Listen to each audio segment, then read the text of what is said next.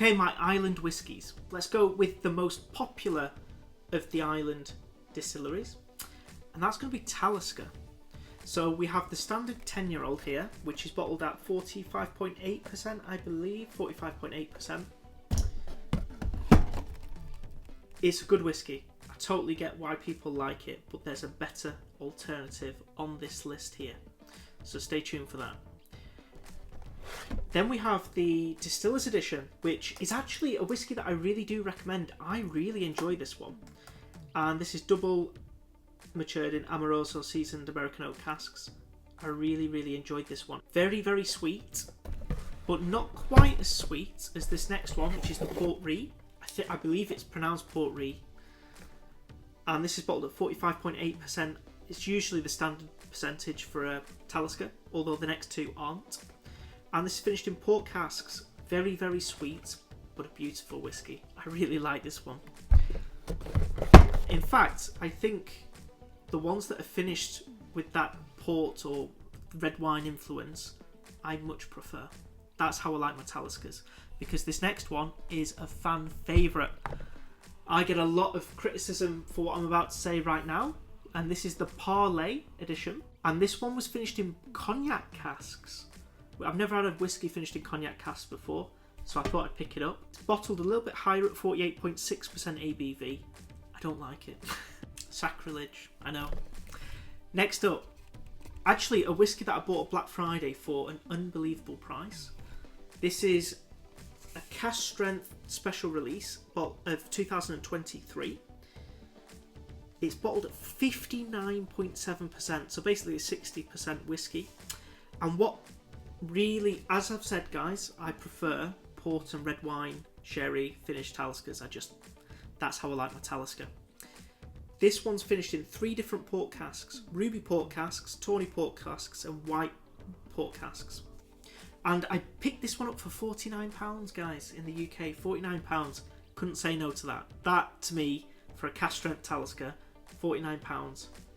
You just can't say no to a deal like that. And I wasn't actually wanting to buy another whiskey, but I just couldn't say no to it. Next up, a whiskey of my birth year.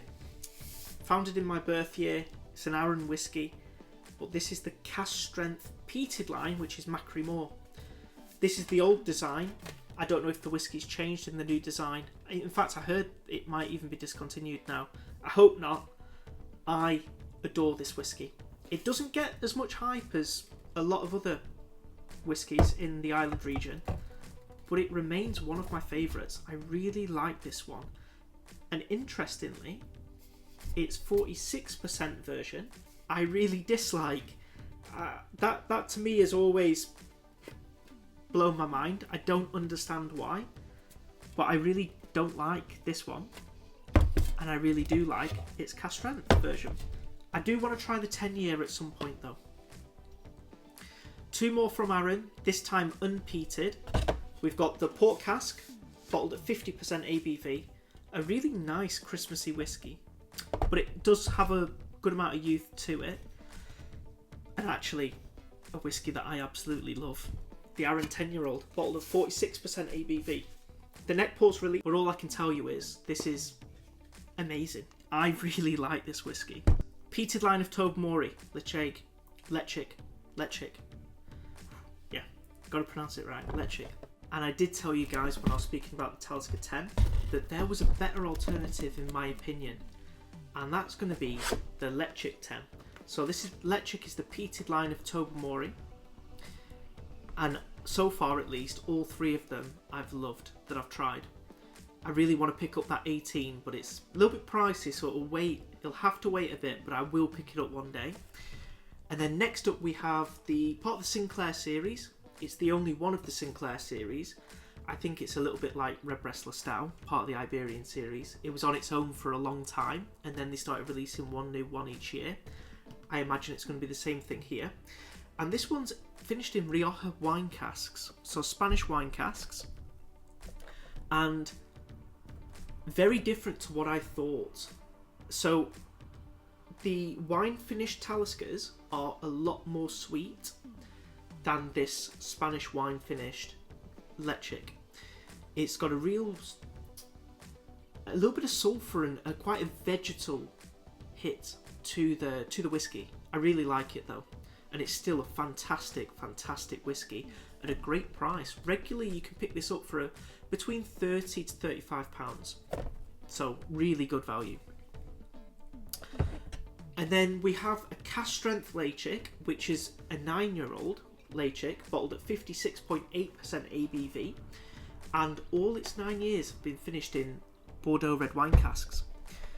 And it is sweet, as you would expect, but interestingly, it has quite a lot of citrus and also a pine forest style of note. So a lot more different than what I thought, but still, nonetheless, a really good whiskey. And then finally, we have the Jura 12. So this is actually not going to be included in next year's video because it's almost empty, so that'll be gone very soon. I've had the Journey, the 10-year-old, and this 12-year-old. This is the one of the whole lineup that I actually would recommend just steering clear of. And then I don't know if I mentioned the Talisker Parlay edition. This whiskey is loved by the community, but not by me. I don't get on with the whiskey. I find it very boring. So yeah, that's where whiskey is subjective, and I know some people don't like it when I say that I don't like a whiskey, and that, you know, I'd recommend avoiding the whiskey.